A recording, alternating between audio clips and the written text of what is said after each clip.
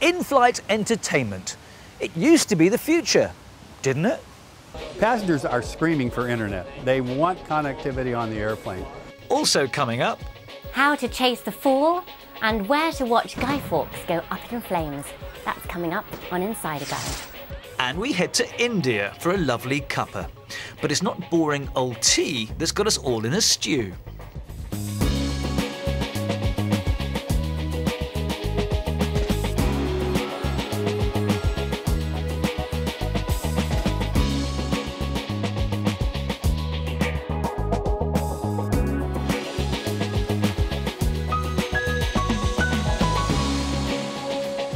Hello and welcome to Fast Track. I'm Rajan Datar. Now, whenever I travel, I take my phone, my tablet, or my laptop. So let's face it, I can watch or listen to pretty much anything I want to when I'm in the air. So why on earth would I bother with the tiny screens, inferior sound, and limited movie selection that I'm offered on the airlines? Well, that's the very question that's been taxing the brains of IFE, or In-Flight Entertainment, as it's known to you and me. So we sent Keith Wallace to Seattle to find out what they've got up their sleeve to keep us glued to the seats in front of us for a few years to come.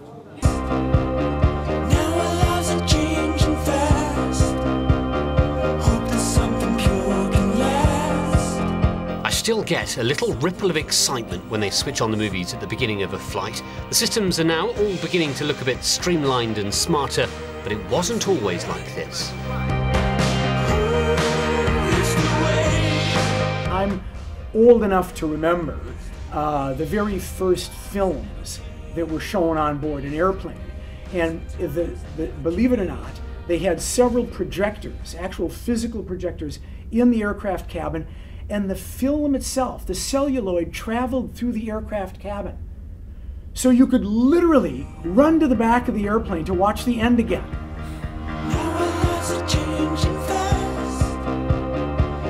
Times have changed, but these systems are all still enormously expensive for airlines to install, up to $8 million each. So it's not a big leap of faith for them to begin expecting us to take our own portable entertainment on board instead.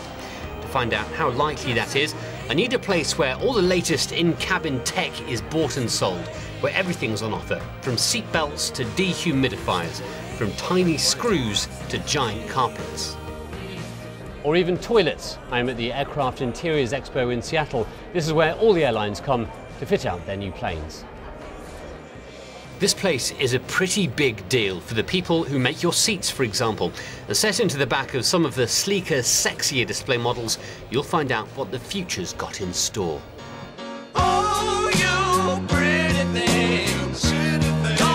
Terry Wiseman's been writing about this subject for decades, and he sees this as a make or break moment.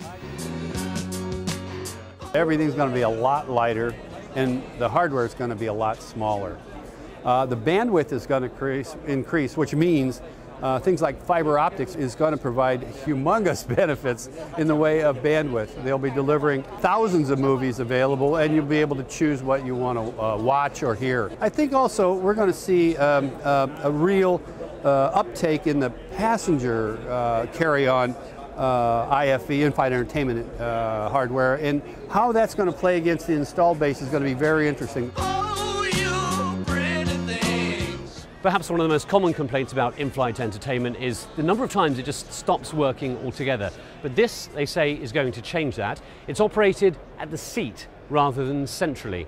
So if it turns itself off, then it's very easy for the cabin crew to just come along and switch it back on again. It's already being fitted on South African Airways and on Royal Jordanian as well. But it's this socket that's really going to mix things up. It means you can use your own laptop or smartphone alongside the onboard system, and it's something that's really beginning to catch on. You'll be seeing those USB sockets on board many planes already. For some, though, a physical plug is already old hat. Lufthansa and Virgin America will be among those installing their new wireless next year. Among other things, it lets passengers download to their own devices. You can even carry on watching the thing when you're back on the ground. As passengers bring those screens with them, the question is, why should an airline provide those in-seat screens? Why not utilize the screen the passenger is very knowledgeable about, knows how to use it, how to handle it. So if you can utilize this device, that would be great. And that's really what we wanted to do. and what we intended to do, and doing this on the wireless is really the way to do it. So beaming data around the plane is no problem, but what about beaming data to it from the ground or satellite? Rob Britton's in Seattle to raise interest in his company's new Aura system. He admits widespread in-flight wireless internet is still an aspiration. Right now, it's a very expensive proposition. So expensive that the price points for a typical consumer would be, the consumer's going, I'm not going to do that. Even though, sure, it would be neat if you're going across the Pacific Ocean to be able to have that kind of connectivity. But those prices will come down. The internet's already available on board around 1,200 flights in the United States, according to providers GoGo, but only around 100 flights in the rest of the world. It's very limited and will usually cost you a pretty penny. It's often around $13 on longer flights. Passengers are screaming for internet. They want connectivity on the airplane. And they would give up connectivity, in my opinion, if they couldn't eat or maybe even have cold drinks. Why? Well, because we live with our smartphones in our hand and our ear, and we're always connected to the internet. Whether it's Facebook or email, they're all big themes with passengers flying today. All this sounds deeply unsexy. Wireless broadband, passenger integration. But look at this from Thales, a gesture control system strictly for the first-class passengers. With a touch of your hand, you're actually able to navigate through the screen very easily without ever touching the screen. But this is unlikely to be a direct source of profit for airlines, and that is what is likely to change and improve our in-flight experience. Look at this. The Aura and the Lufthansa systems take you right to the plane's online cafe, letting you hand over your cash at any given moment. It's already a feature in many systems like Air Canada's, for example. But perhaps the real money-making incentive comes in stripping out all that metal. Using carbon fibre or wireless saves precious weight and therefore fuel. Of course, the ultimate moneymaker would be, and speak this softly, airlines charging you to switch the thing on in the first place. Someone once had quoted what the flying experience like, and they said it was 3 hours of sheer boredom punctuated by 2 10-minute periods of sheer terror. It's the boredom they want to work on. Stood out before we knew. Thanks, Keith. So, what do you think? Would you be prepared to pay for in-flight entertainment if you had to? Email us and let us know. And that's the address some of you used after our recent programme about Croatia and the way it's been selling cities like Zagreb. Jose from Portugal says, "It has a lot to offer, this city. Particularly amazing is the quantity of esplanades. But shame on Croatia's beaches. The coast is beautiful, but beaches in Portugal are so much better." Meanwhile, Pat from Tobago is less circumspect. Would I visit Croatia? Yes. I made that decision after seeing a video of an opera performance at a Colosseum, which was smaller but better preserved than Rome's. That decision has yet to be implemented, though. But Sean from Bristol thinks the best thing about Croatia is the road leading out of it. Many people will go through Zagreb to visit the Bosnian pyramids in Visoko in Bosnia very soon. This is the reason I went. And if these people we asked in the US are representative, it seems Croatia's marketeers might have a bit more work to do.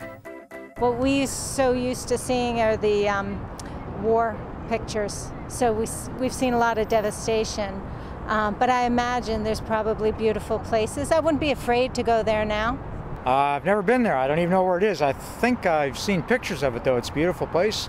I might just do that sometime. I don't know a lot about Croatia, so I can't say that I've got a specific reason for wanting to go, but I mean, I'd consider myself an adventurous person, so I'd try it out. Right, let's see what else is making news in the world of travel this week.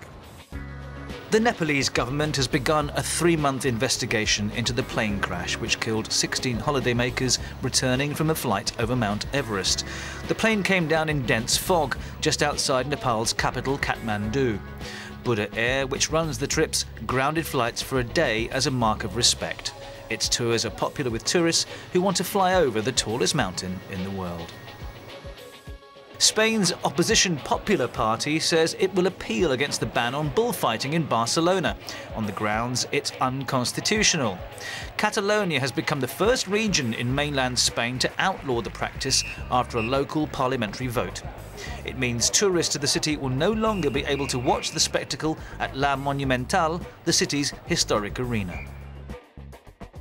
As if New York isn't noisy enough, you can now use your mobile phone underground too. 6 subway stations in the Chelsea area of Manhattan are the first to offer travellers the chance to tweet, text, phone home and surf the internet as part of a $200 million project. By 2016, people will be able to use their phones anywhere on the subway. And the Japanese airline All Nippon Airways says the new Boeing Dreamliner will play a key part in its expansion plans. ANA had to wait 3 years for the delivery of the plane after Boeing suffered numerous technical problems. The mid-size aircraft, Boeing's alternative to Airbus's mammoth A380, is partly made from carbon composite materials, making it 20% lighter than conventional planes, and so more fuel efficient.